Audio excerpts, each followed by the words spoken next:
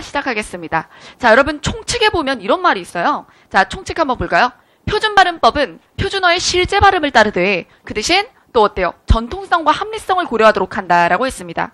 자, 여기서 제가 지금 노란색으로 지금 이렇게 표시를 해둔 것들이 있는데요.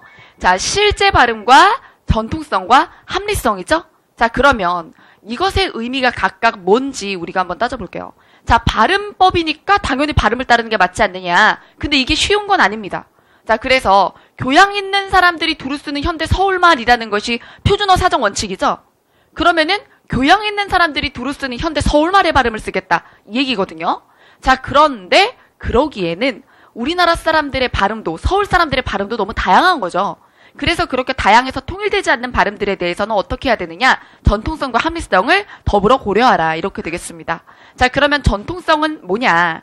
자, 역사적으로 소리의 높낮이나 길이를 구별했던 것을 예로 들 수가 있어요. 예전에 우리나라 말에도 성조가 있었어요. 중국어처럼. 그죠? 그래서 왜 훈민정음 회례를, 그죠? 옆에 있는 방점을 반영해서 읽으면, 나란 말씀이 뭐 이렇게 하면서, 딱 보면은, 종귀게다라 이러면서, 자, 문자로 이러면서, 정말 중국인이 중국말하는 것처럼 느껴지거든요. 하지만, 우리는 지금 성조를 쓰진 않잖아요. 그 성조의 흔적이 지금 뭘로 남았는지 아십니까? 표준 발음법에? 우리 대괄호 속에 있는 발음의 그 표현에 보면, 우리가 그냥 글을 쓸 때는 쓰지 않는 것이 있어요. 그게 바로 뭐죠? 네. 이렇게, 역삼각형과 삼각형이 마주보고 있는 형태, 장음의 기호예요. 이게 바로 예전에 성조에서 높은 음, 낮은 음이 있고 낮았다가 높아지는 음이 있는데 낮았다가 높아지는 음이 여러분 이렇게 발음하려면 어떻게 돼요? 길어질 수밖에 없어요. 그것이 장음으로 남는 겁니다. 예. 자, 그래서 이 표준 발음법의 소리의 길이에 대한 규정이 있는 것은 예전에 성조의 흔적이다. 그게 바로 전통성에 관련된 얘기가 되는 거죠. 그래서 문제가 굉장히 지식국어 스타일로 나와도 성조 하면 전통성, 우리가 그 조항 중에 전통성에 해당되는 예시, 이렇게 알아둘 수 있는 거죠. 자, 그 다음에 합리성을 고려하여 정함을 원칙으로 한다라고 얘기했습니다. 자, 이건 뭐냐 하면 역시 자, 표준 발음법을 규칙 내지 법칙에 따라서 정한다라는 얘기로 자, 예컨대 그 긴 소리를 가진 단음절의 용언의 어간은 이따 배우겠지만 모음으로 시작된 어미와 결합을 하면은 짧아져요. 예를 들어 안따라고 얘기했을 때 안이 길어요. 그래서 안따입니다. 근데 거기에 모음어미가 오면 안아 이렇게 돼요. 안아서 이렇게 짧아진다는 거죠. 자, 그래서 일부 예외는 다만으로 규정을 해요.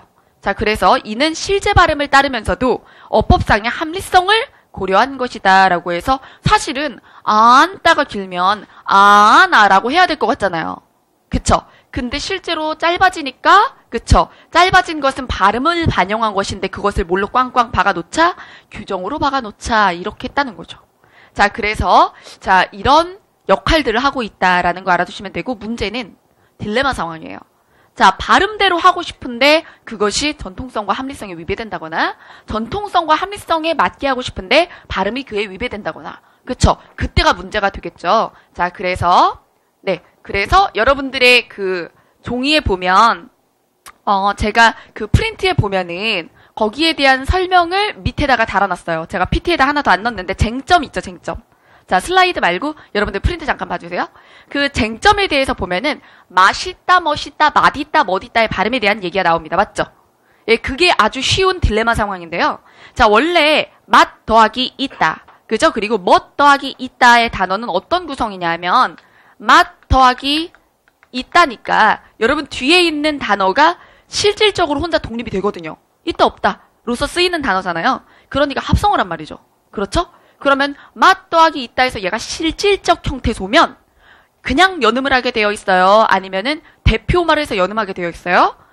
예, 대표말을 각각 해서 각각 발음에 대한 어느 정도 초벌 작업을 끝내서 붙여야 된단 말이죠. 자, 그래서 얘가 뭐가 되고 자, 대표음을 골라서 디귿이 되고 그 다음에 얘 같은 경우는 이것도 쌍시옷을 발음하지 못하죠, 우리는. 그래서 디귿이 된 뒤에 된소리 되기로 인해서 따 이렇게 발음이 나요. 자, 그 다음에 이제서야 얘네를 합칠 때 초성이 비어있는 거잖아요. 그러니까 얘를 뒤로 넘겨서 마, 딧, 따 이렇게 돼야지 뭐가 맞는 거예요? 합리적인 거죠. 그쵸? 예, 그래서 합리성에 맞는 거예요. 규범에 맞는 거예요. 실질적 형대소는 각각 처리해서 붙여라 라는 거에 맞는 거죠. 근데 사람들이 자꾸 발음을 어떻게 하는 거예요? 맛있다, 멋있다 이러는 거죠. 그러니까 그런 사람이 너무 많으니까 이거에 의거해서 어느 쪽이 의거해서일까요? 실제 발음을 반영을 해주자라는 거에 의거해서 맛있다, 멋있다를 허용을, 용서를 해준 겁니다. 자, 그래서 우리의 어문 유정에는 원칙과 허용들이 생겨나는 거예요. 이런 딜레마 때문에. 그래서 자, 어떤 합리성에 따르면 이것이 원칙이나 근데 이것은 발음에 의해서 허용된다거나 또 반대로는 자, 뭐 발음에 의하면 이렇지만 합리성에 의해서 이것을 허용한다라거나 그럼 뭐가 원칙이고 뭐가 허용인지까지 알아야 됩니까? 라고 질문을 한다면 실제 출제가 그런 식으로 뭐가 원칙이고 허용이냐라고 구별해서 묻는 문제가 기출에 있죠. 예, 그러니까 순서대로 원칙을 이해한 다음에 허용은 용서했구나라고 항상 따로 외워주는 것이 좋습니다. 이해되셨죠? 자, 그러면 이제 장음에 대해서 본격적으로 시작을 해보도록 할게요. 자, 표준어의 자음은 다음 19개로 합니다. 라고 되어 있죠. 자, 그래서 여기에 있는 이 판, 그쵸? 요 판의 자음의 발음의 위치나 발음의 방식 정도는 우리가 알아둬야 될 텐데요. 자, 제가 여태까지 이제 우리가 이제 수업할 때 늘 여러분들한테 알려드렸지만, 자, 어떻게 외우는 게 편하다고 했죠? 자, 입술에서부터 시작해서 목구멍까지로 뒤로 가면서, 자, 바다 사자가 하! 그쵸? 요렇게 해서 바다 사자가, 그리고 감탄사라고 생각하세요. 하! 한 다음에, 자, 여기로 가세요. 비음, 유음 쪽에 마누라야. 이렇게 외우면, 뭐와 뭐를 외운 거예요? 자, 어떤 예사소리 라인을 싹 외웠죠?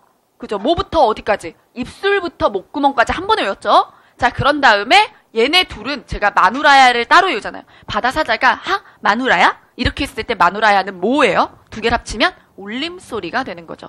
얘네는 안 울림소리의 기본소리. 그 다음에 얘네는 울림소리 이렇게 되는 겁니다. 그리고 이 바다사자가 하를 세우고 나면 밑에 된소리랑 거센소리 세우는 건 쉽잖아요. 그쵸? 우리는 요렇게 세 개씩 이렇게 묶어가지고 뭐라고 부르죠? 우리나라의 특질이죠. 의문의 특질. 자, 우리나라는 삼지적 상관속을 가진다라고 얘기하죠. 예사소리, 된소리, 거센소리. 파열음 계열은 그렇잖아요.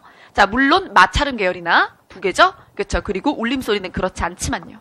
그쵸? 자, 그래서 얘는 외워줘야 되는 표고요.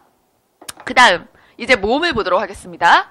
자, 표준어의 모음은 다음 21개로 한다라고 했습니다. 자, 여기에 단모음 몇 개일까요? 우리나라는 단모음이 많은 편이에요. 자, 단모음이 10개입니다. 그쵸? 자, 그리고 나머지가 이중모음이 되는 거죠. 자, 그러면 여기서 자, 이게 단모음 10개의 구성입니다. 그죠? 자, 그래서 단모음, 이중모음이 또 무슨 소리냐라고 하면 단모음은 입술이나 혀의 움직임이 없이 처음부터 끝까지 똑같은 그쵸? 발성기관과 입의 모양에 따라서 소리가 나는 거. 그죠? 그리고 이제 이중모음은 입이나 혀가 움직이는 거죠. 그쵸?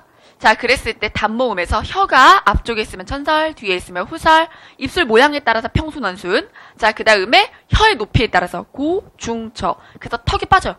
그죠? 그래서 이가 맨 앞에 혀가 있고 혀가 제일 높아서 이 턱이 별로 안 내려오죠? 자, 그런데 여기에 아가 제일 낮고 뒤에 있어요. 그쵸? 그래서 이렇게 하면서 턱과 혀가 싹 내려가는 겁니다. 그쵸? 자, 그러면 그 사이에 막 이렇게 다른 모음들이 있죠? 어떻게 외울까요? 사실 얘네들의 높이는 같죠? 가로로. 그쵸? 그러니까 이 높이까지 외울 거 없고 하트를 그려보도록 할게요. 자, 여기서 자, 이 세대가 이렇게 하면 가는 거예요. 이 세대가 그죠? 말도 안 되는 문장을 형성할 거예요. 비로 하죠. 하지만 우리가 외우기서 뭘 못하겠습니까? 그죠? 그래서 이 세대가 그런 다음에 전공, 무드, 되위, 그쵸? 이렇게 하는 거예요. 자, 그래서 이 세대가 전공을 중시하는 방향으로 가고 있다는 개소리죠. 자, 어쨌든 그래서 이 세대가 전공 모드 대위 할 때 항상 외워줄 때 입에서도 높낮이를 주세요. 대위 그래야지 얘가 중모음인 걸 알 수 있어요. 뭔지 아시겠죠? 네.